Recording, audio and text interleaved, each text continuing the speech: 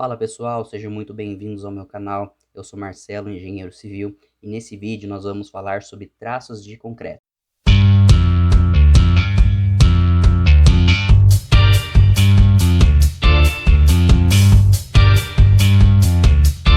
Bom, antes da gente começar a entrar efetivamente nos traços dos concretos, eu quero pontuar algumas questões aqui primeiro. Vamos lá. Os traços que eu vou passar são traços empíricos, ou seja, são traços baseados em experiências e observações. Por que eu digo isso? Quando eu estava montando o conteúdo deste vídeo, eu encontrei diversos materiais de estudantes, principalmente de universidades, que faziam concretos dentro de laboratórios para vincular o traço do concreto com a resistência dele. Porém, nós sabemos que o concreto que é feito dentro de um laboratório, ele tem um resultado diferente de um concreto que é feito no canteiro de obras. Por quê? Dentro do laboratório, eles conseguem ter as características dos materiais que eles vão utilizar com muito mais detalhes. Um exemplo é a umidade da areia. Dentro do laboratório, eles conseguem medir qual o grau de umidade de uma areia. Já na obra, a gente não consegue fazer isso. Ou a gente percebe que a areia ela está úmida ou ela está seca. Agora, qual a porcentagem de umidade da areia fica bem mais difícil. Outro ponto também são as medidas que eles utilizam dos agregados, da areia e da brita. Eles conseguem controlar muito melhor a quantidade que se é colocado naquele traço. Eles também têm um acompanhamento tecnológico maior. Um exemplo disso é a granulometria da brita. Durante a faculdade, eu pude participar até, quando a gente fazia esses traços, né, fazia os concretos para fazer o rompimento, nós fazíamos até a peneiração da brita, onde as britas de número 1 acabavam passando por algumas peneiras, elas eram gradativas, então eles conseguem ter um controle maior desse agregado graúdo. Sem contar o ambiente, que dentro de um laboratório ou ali de um campo onde está se fazendo o concreto, é diferente de um canteiro de obras. No canteiro de obras você pode pegar climas diversos, seja um sol muito quente ou um dia muito frio, vento, garoa, enfim. Isso pode acabar mudando algumas características do concreto, o que pode não acontecer dentro de um laboratório ou dentro de um ambiente controlado. Temperatura, ambientes externos, enfim. Bom, dito isso, então, vamos lá para as nossas considerações dos nossos traços. Eu considerei aqui, então, areia grossa, brita de número 1, cimento CP2, concreto executado em betoneira, e este é um ponto muito importante também, tá? Porque durante a obra pode ser que você não tenha a betoneira aí no canteiro de obras, e você opte por fazer esse concreto direto no chão. Quando você faz isso, você acaba perdendo muita água para o solo. Então a quantidade, a relação água-cimento, ela acaba sendo menor, tá? Então se você não tem uma betoneira para fazer o seu concreto, procure fazer ele dentro de uma maceira ou então colocar algum material embaixo que impeça a absorção da água para o solo. Eu estou considerando aqui também a medida dos agregados em lata de 18 litros e estou considerando um concreto mole, o que geralmente é utilizado na obra.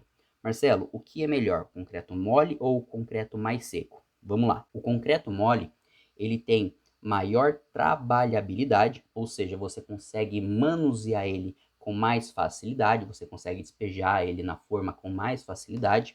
Ele tem um melhor adensamento, ou seja, você acaba evitando aquelas bicheiras que fica dentro da caixaria, são aquelas falhas que fica depois que o concreto endurece. Então esse é mais um ponto. Porém, ele perde a resistência. Quanto mais água você acrescenta dentro do concreto, menor é a resistência dele. Por quê? Quando o concreto ele seca, quando a água do concreto ela evapora, ela deixa os seus espaços vazios. Então o concreto ele fica mais poroso, fazendo com que ele perca a resistência. Já o concreto seco, ele tem uma maior resistência, justamente pelo fato de ele ter menos água. Porém, é muito mais difícil de fazer o adensamento desse concreto, o que torna preciso o acompanhamento do lançamento desse concreto muito mais rigoroso. É importante que o responsável ele esteja ali em cima observando cada parte do lançamento desse concreto para garantir que todas as partes elas foram muito bem adensadas, de preferência ali com um vibrador, né? Caso esse adensamento não seja feito com qualidade, corre o risco sim de se criar bicheiras, de se criar aquelas falhas no concreto. Então vamos lá, eu selecionei aqui traços do concreto para 20 MPa, para 25 MPa e para 30 MPa. Marcelo, o que é esse MPa? É a unidade de medida da resistência do concreto. A gente mede o FCK do concreto, né, que é a resistência do concreto, em 20 MPa, que significa megapascal, e geralmente o que é utilizado ali para, desde a fundação até a laje, é um concreto entre 20 a 30, depende muito da peça ali que vai ser concretada. Então eu deixei aqui os 3 principais que é utilizado dentro de uma residência pequena ou médio porte. Vamos lá então. Concreto de 20 MPa, lembrando, estou considerando ele mole.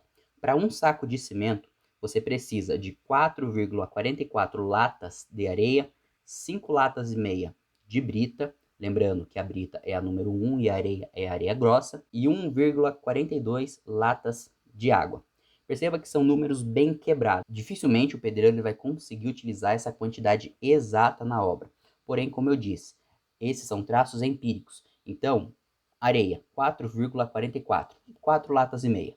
5 latas e meia de brita e 1,42 latas de água é a mesma coisa que uma lata e meia de água, tá? Então, formas empíricas. Esse é um concreto de 20 MPa mole traçado na betoneira. Já o concreto de 25 MPa, considerando também mole, para um saco de cimento, você precisa de 3,59 latas de areia grossa, 4,73 latas de brita número 1 e 1,23 latas de água. Perceba novamente que são números quebrados, porém, o arredondamento desses números também é permitido sem problema algum, desde que não fuja muito do que está aqui escrito.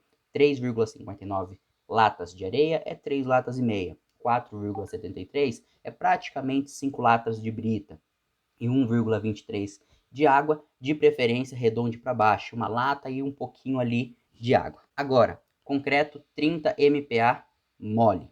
Vamos lá, para um saco de cimento, você precisa de 2,95 latas de areia grossa, 4,15 latas de brita número 1 e 1,09 latas de água. Novamente, números quebrados, é possível sim fazer o arredondamento desses números, perfeito? Então, esses foram os traços para cada concreto. Agora, eu quero passar para vocês também uma comparação aqui que eu fiz e é até interessante a gente saber a teoria disso. Vamos lá. Quanto maior é a resistência do concreto que nós quisermos traçar, menor vai ser o consumo de agregados e água. Eu montei uma tabela para a gente entender isso aqui melhor. Vamos lá. Perceba, o cimento sempre será um saco, 50 quilos. Porém, tanto a areia, quanto a brita, quanto a água, ela sempre vai diminuir conforme nós aumentarmos a resistência desse concreto. Então a areia ela começa com 4,44 latas, depois ela vai para 3,59, depois para 2,95. A brita, 5,5, 4,73, 4,15. A água também, 1,42, 1,23, 1,09. Marcelo, como nós podemos resumir essa tabela aqui? Ou como nós podemos resumir os traços dos concretos? Vamos lá. Quanto maior a resistência do concreto, mais cimento nós teremos que ter ali no nosso traço. E a água também, muito importante. Quanto maior a resistência do concreto, menos água nós precisamos ter no concreto. Bom, pessoal, para concluir então, eu quero deixar aqui bem claro, né, que esses traços que eu utilizei não são traços que eu criei, tá? São traços que eu encontrei pesquisando, traços que eu aprendi durante toda a graduação, durante os cursos extras que eu acabei fazendo. Porém, pode ser que você tenha traços, que você utilize traços diferentes aí na sua obra.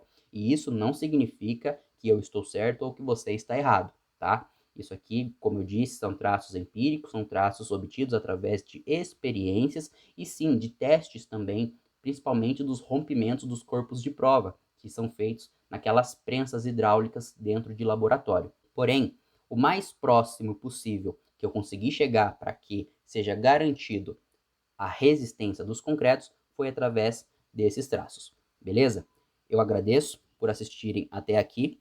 Peço que, se vocês gostaram desse conteúdo, se foi útil para vocês, deixem o seu joinha, se inscreva aqui no meu canal, acione o sininho para receber também as notificações dos meus vídeos e até o próximo vídeo.